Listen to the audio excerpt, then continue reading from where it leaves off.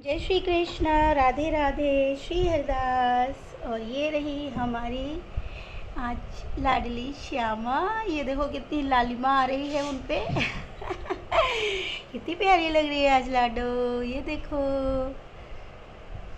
ये बैठे हैं प्यारे कन्हैया। अरे भैया कन्हैया, ये टोपी तो उतार दिया करो, टोपी लगाए रहते हो।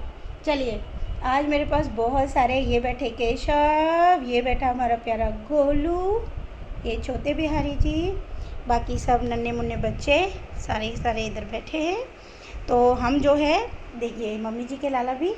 तो हम लोग जो है बात करेंगे आज थोड़ा सा। मैं अभी किचन में ही हूँ, तो आपके लिए वीडियो मैं बना देती हूँ साथ ही साथ। मुझे कमेंट आए कि दी कल आपने जो लीला बताई थी प्रभु को प्राप्त करने की योग साधना वाली, तो दी वो कैसे प्राप्त करेंगे अब सबसे पहले तो इस बात को ध्यान से समझने की चेष्टा करिए। ये सभी उन भक्तों के लिए उत्तर था जिन्होंने प्रभु से ये आकांक्षा की थी। और देखो, प्रभु यहाँ पर सभी भक्तों ने लिखा भी कि वो प्रभु से ये सवाल करते हैं या कर रहे हैं। जिन जिन ने प्रभु से ये सवाल किया कि प्रभु आप हमको क्यों नहीं दिखते हैं, हमारे अंदर क्या त्रुटियाँ हैं, हमारे क्या पाप हैं, हमारे ऐसे कैसे अच्छे कर्म हो जाएं कि आप हमको दिख जाओ। ठीक है, तो यहाँ प्रभु ने स्पष्ट रूप से आप सभी को बताने की ये चेष्टा की है। देखो, अब ना ही मैं सबके उत्तर दे सकती हूँ, सारे प्रश्नों के उत्तर तो नहीं दे सकती, क्योंकि मैं भी निपुण नहीं हूँ, क्योंकि निपुण कोई भी नहीं है, परफेक्ट कोई नहीं है इस दुनिया में। ठीक है, भगवान के सिवा, ये बात समझ लीजिए, है ना। तो प्रभु कहते हैं कि इतने सारे भक्त हैं और जितनी भी ये लीलाएं आती हैं उसमें हर भक्त का प्रश्न का उत्तर सभी को मिलता है। तो ये मैं पहले ही बता चुकी हूँ कि इस चैनल पे आपके सभी प्रश्नों के उत्तर मिलते हैं। लेकिन अब आप कहें कि छोटे छोटे आंसर्स भी मिले, वो थोड़ा टफ है। ठीक है, ये तो आपको अपनी बुद्धि का इस्तेमाल करना होगा जो प्रभु ने दी हुई है हम सभी को। हम ज्ञानी नहीं हैं, बिल्कुल सत्य बात है, और ज्ञानी बनना भी नहीं है। अगर ज्ञानी बन जाएंगे तो याद रखो, हम बहुत सी ऐसी चीज़ें करेंगे जो नहीं करनी चाहिए, जो ज़्यादातर ज्ञानी लोग करते हैं। मैंने पहले भी बताया, अधिक ज्ञान इंसान को बहुत ही गलत जगह पे लेके चला जाता है, क्योंकि उसमें घमंड आ जाता है जो अधिक ज्ञान होता है। इतना ज्ञान रखने की आवश्यकता है कि प्रभु ने कितनी सरलता से बता दिया। जिस दिन हमारे मन से ईर्ष्या, क्रोध, लालच, जेलसी, जिसको ईर्ष्या हम बोलते हैं, ठीक है, जितनी भी ऐसी चीज़ें जो तामसिक है, जो गर्म करती है हमारे दिमाग को, हमारे खून को, हमारी नसों को, हमारे शरीर को, जिससे हमारी आँखों में क्रोध झलकता है, जिस दिन वो सारी चीज़ें समाप्त हो गई, जिस दिन भी, चाहे वो आपके जीवन का अंत हो या न जाने कितने जन्म लग जाएं इसको समाप्त करने में, ठीक है, जिस दिन वो समाप्त हो जाएंगी उस दिन ये दृष्टि, ये आंखें प्रभु को देख पाएगी। क्योंकि प्रभु जिन तत्वों से निर्मित हैं, हम उन तत्वों से निर्मित नहीं हैं। हम ऐसी चीज़ों से निर्मित हैं जो एक न एक दिन नाशवान हैं, और सिर्फ एक आत्मा मात्र है जिसको हम कभी पहचान ही नहीं पाते हैं, है ना। मर जाते हैं फिर भी हमको पता नहीं चलता कि हम आत्मा है।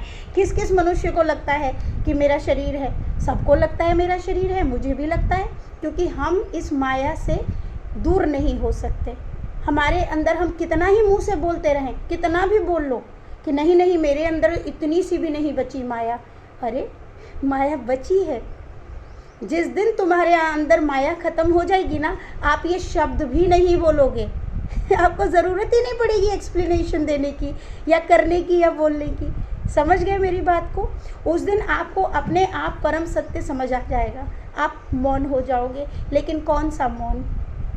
इन प्रश्नों से मौन, क्योंकि उसको समझ आ चुका है कि मुझे प्रभु प्राप्त हो गए हैं। और ये सत्य है कि प्रभु हमारे ही इस इस जीवात्मा के अंदर जो आत्मा है ना, जो आत्मा जिसको हम बार बार बोल रहे हैं, जो शक्ति है, ये स्वयं प्रभु है। और वो शक्ति हर मनुष्य के अंदर है। जिनके पुण्य कर्म अधिक हो जाते हैं, दुनिया की दूषित हवाओं को सहन करते हुए, दूषित हवाएं किसको कहोगे? लोगों की गलत बातें आपको सुननी पड़ेंगी, न जाने क्या क्या सहना पड़ेगा, है ना। उस दिन जब आप उन हवाओं को झेलते हुए वज्र के समान आपकी आत्मा, आपको ये तक फर्क नहीं पड़ेगा कि कौन तुम पर हंसता है, कौन तुमको बुरा बोलता है, क्या खुशी है और क्या गम है। तुम समान रूप से एक हो जाओगे, तुम्हें किसी चीज़ की कोई परवाह ही नहीं होगी। वो दिन प्रभु से मिलन का दिन होता है। और एक और बात बताऊं कि योग साधना ये जितनी चीज़ें हैं ये सब प्रभु ने हमें समझाने के लिए की है, क्योंकि हम जिस आश्रम में हैं, गृहस्थ आश्रम, उसमें योग साधनाएं हम कर भी सकते हैं, ऐसा नहीं है, कोई चीज़ इम्पॉसिबल नहीं है। लेकिन उसके लिए करोड़ों में से बहुत बड़े कुछ संत होते हैं जो हमें वहाँ तक पहुँचा पाते हैं। और आजकल ऐसे संतों को ढूंढ पाना भी बहुत मुश्किल है ना। तो सबसे बड़े गुरु और ज्ञान के सागर तो हमारे स्वयं कृष्ण हैं, वही हमें वो रास्ता दिखा सकते हैं, ठीक है ना। और उन्हीं की शक्तियाँ हैं जो हमें आज ये ज्ञान भी हमें दे रही है ना, ये भी बहुत बड़ी बात है।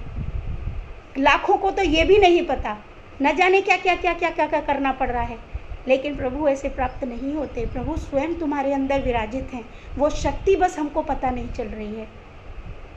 वो सिर्फ एक शक्ति है, और ऐसी शक्ति जिससे आप जब चाहे तब प्रभु की लीला, क्या आप स्वयं प्रभु को महसूस कर सकते हो। आपको पता ही नहीं चलेगा कि आपके अंदर ये क्या आ गया है, कि आपने देखा नहीं, आपको तो सब दिख रहा है। मतलब आप भूत भविष्य तक देख सकते हैं।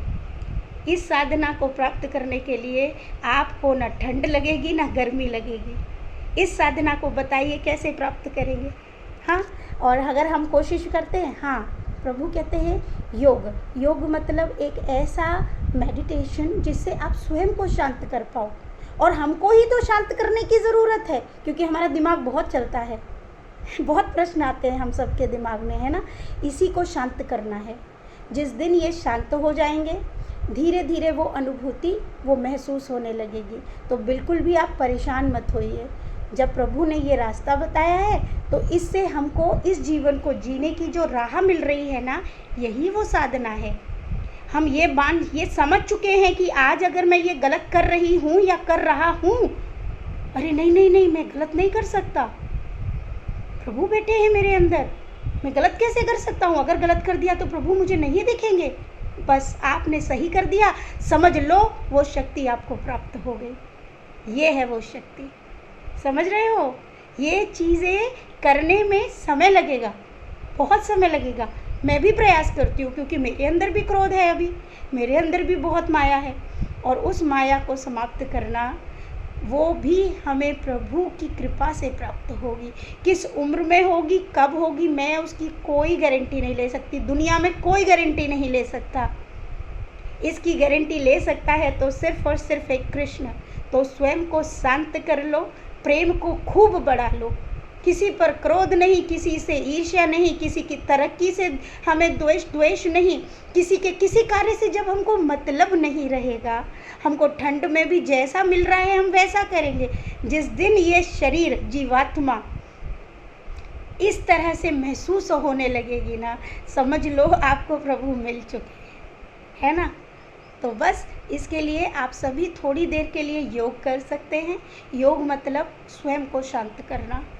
आपकी रही ये जो 7 आप मूल आधारों को खोलने की बात करते हैं, ये संरक्षण में होते हैं। किसी न किसी एक विशेष संरक्षण में ही हमें इन मूल आधारों को खोलने की प्रयास करना चाहिए, क्योंकि ये काफ़ी शक्तिमान होते हैं। जब ये खुलते हैं तो कभी कभी कुछ नेगेटिव चीज़ें भी हो सकता है, गलत हो जाए। तो अगर आप करना चाहते हैं आप ज़रूर करें, क्योंकि इसके सिर्फ बेस्ट बेनिफिट्स होते हैं, लेकिन कहीं ना कहीं संरक्षण में।